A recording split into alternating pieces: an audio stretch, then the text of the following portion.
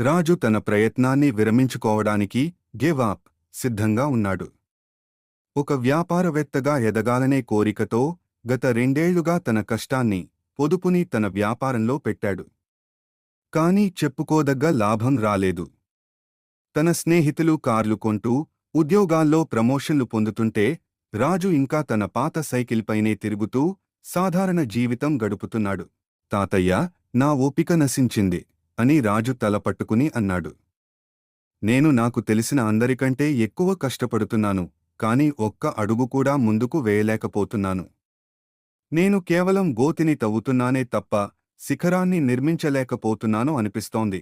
తాతయ్య చిరునవ్వుతో తోట మూల ఉన్న ఒక పొడవైన మొక్కను చూపించారు. రాజు, నీకు చైనీస్ వెదురు చెట్టు కథ తెలుసా? రాజు లేదని తల ఊపాడు. మనం ఆ విత్తనాన్ని నాటినప్పుడు దానికి రోజూ నీరు పోసి ఎరువు వేయాలి అని తాతయ్య వివరించారు. మొదటి సంవత్సరం ఏమీ కనిపించదు. కనీసం చిన్న మొలక కూడా రాదు.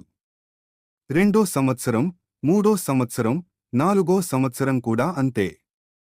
చాలామంది ఇక ఆ మొక్క బ్రతకదు అని ఆశ వదిలేస్తారు.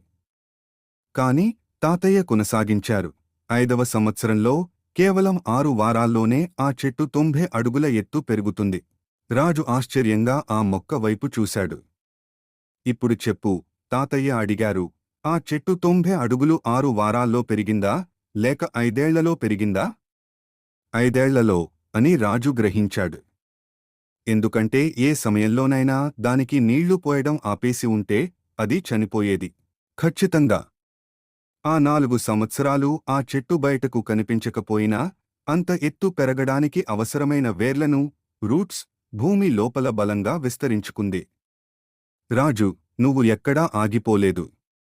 నీ వేర్లను బలపరుచుకుంటున్నావు. రాజులో కొత్త ఉత్సాహం వచ్చింది.